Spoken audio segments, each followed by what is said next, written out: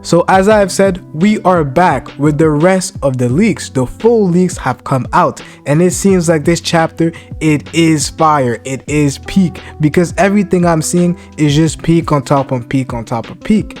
But the chapter cover, we have Sadara who is there. It's a bit of a brick wall type of stuff.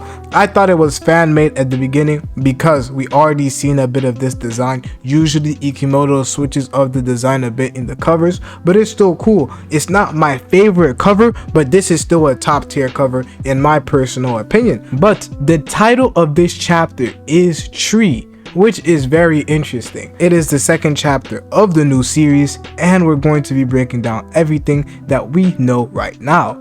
The first 3 pages is Code and Boruto interacting. Boruto tells Code to retreat and take his army with him, and he will spare his life. Otherwise, Boruto won't hesitate to kill him. Code thinks he's bluffing, but the young lord is serious. So this is very interesting because we have Boruto who is serious right now. Ain't no jokes. Ain't no jokes anymore. Ain't no believe it. There's none of this playtime. We are serious. I came here because you tried to lure me out. Okay, I pulled through, but I can kill you at any time. I'm trying to spare your life right now. Take your army and skedaddle away, or you'll have to deal with me. And it's very interesting because, but what's even more interesting is that Boruto doesn't even look at Sarada. Boruto and Sarada also talk. Sarada asks Boruto how he is doing, but Boruto replies by saying that they will talk later. First, she has to go and try and save other people who didn't manage to escape. No eye contact between Boruto and Sarada. A lot of people saw this and they said Boruto feels guilty because Sasuke is dead. And I'm all here for it, but But I don't think Sasuke is dead. But it's very interesting because with just this little thing of Boruto not looking at Sarada, we have a bunch of people who think Sasuke is dead. They think it's another clue. They think it's another reason why Sasuke has died, which is very interesting. But Boruto doesn't look at Sarada, which is, I don't know why. Maybe he's trying to stay focused. Maybe he just doesn't care about these people. I'm really interested to see Boruto's mindset after the 3-year time skip that we have. How is he feeling towards the village? How is he feeling towards these people? Obviously, he still feels like he has some sort of duty to protect the village, but how does he really feel about the people he is protecting? Is he doing it out of duty because of his father's village, or is he doing it because he actually cares? This is where things get even more interesting, and this was not mentioned in the hints and spoilers that I discussed previously, but we have a claw grime with a Rinnegan. And believe it or not, I predicted that this would ended up happening. I did drop a video on this. A lot of people, maybe they disagreed, maybe they did not agree, and we do see this end up happening. Every time we see somebody with a slash, just know we're going to see a dojutsu very soon. And the thing that's interesting is that we know that Code can pop his eye into different of the claw grimes. We've seen this happen before. So maybe this is Code's Rinnegan, or maybe the Ten Tails are starting to evolve and each of them will potentially have a Rinnegan, which is very interesting. But we go back to Boruto, who cuts down an army like it is, who cuts down some of Code's claw grimes like it is nothing. The Kenjutsu goes crazy, and this is what we wanted to see. This is what we wanted to see. We have Boruto who is going crazy with his sword, slashing people left, right, and center. We barely even see him pull the sword out. It is crazy. I'm liking what we're seeing right now. I was tired of seeing people fight with hands. It was cool. I wanted Boruto to have his sword. Here we see him with his sword going crazy, going ballistics, and this is what I signed up for. As we see in the final 2 pages, Boruto activates a new type of Rasengan. Not sure what the name is, but the side text is alienated and hunted by his hometown. What new power did Boruto gain on the other side of the world?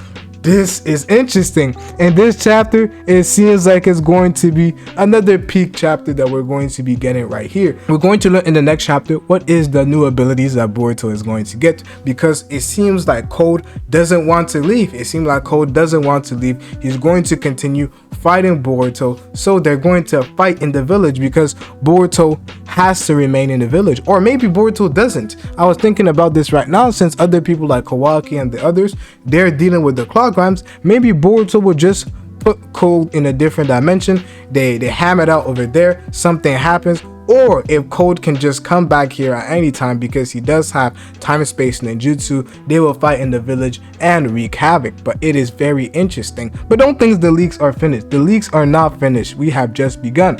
As although Abdul was busy and had to do other things, other people ended up leaking more pages of the chapter, and we're going to be breaking down all the pages that we do end up seeing, because we have Sadara Uchiha, who ends up using the Chidori and fire style abilities, and it's crazy. I love to see it right now. The only thing though, I wanted to see her use her Mangekyo Sharingan, but maybe she doesn't need to use it versus these fodder. Maybe he doesn't need to use it versus the Claw Grimes because they're not strong enough, which is a good sign because it means that Sadara is on a different level. But we have her almost getting snatched up by one of the Claw Grimes, and one of the Leaf Police Force ends up coming to save her, in some sense takes the blow for them. But what's very interesting is that they turn into some sort of a tree.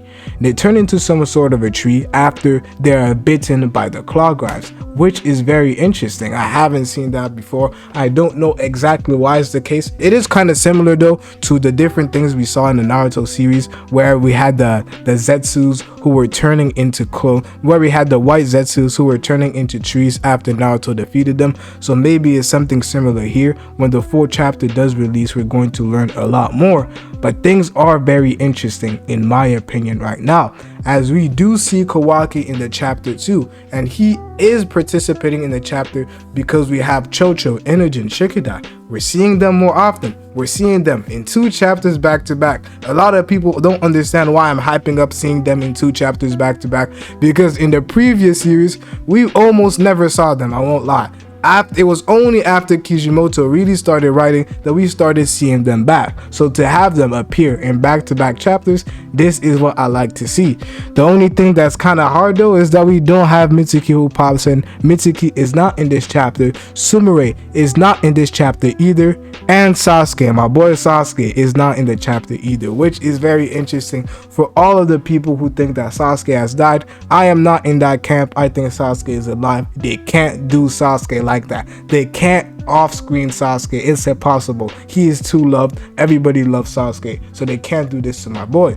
Kawaki and Shikidai end up fighting some of the Claw Grimes, as Himawari was almost attacked by one of the Claw Grimes due to her being close in the vicinity, as Inogen ended up using one of his birds, and then after Hima ends up falling due to the Claw Grimes that they ended up carrying. So Kawaki comes to the rescue, but Kawaki says something that is quite interesting. Kawaki is mad at Hima for calling him Big Bro, which is very interesting. We're going to be learning a bit about how Kawaki feels about the omnipotence, because a lot of people don't know it wasn't Kawaki's fault. I'm being 100% serious. It wasn't Kawaki's fault. He doesn't know anything about the omnipotence. This is something that Ida and Kawaki were not aware of. The reason why he wanted Boruto to be an outsider was so that he could kill him and nobody would care. That's why it happened. That was the wish that Kawaki had in his mind. It's not necessarily that he wanted to steal Boruto's spot. It's that he wanted Boruto to be an outsider. And then the omnipotence caused Boruto and his roles to be reversed. Why? Because what Kawaki wanted Boruto to become was what Kawaki truly was. I don't know if you guys understand this, but I will be breaking this down in the chapters to come. So you guys let me know what you guys think. These are the full spoilers that are coming out. If you guys want to read the chapter for yourself, you guys should go to OP Scans. They will release the chapter early. I think the chapter is even released. So the chapter review will be coming soon, but I won't, so that we can support the official release like I want a lot of people to. So you guys let me know what you guys think in the comment section below, and I'm out, bruh.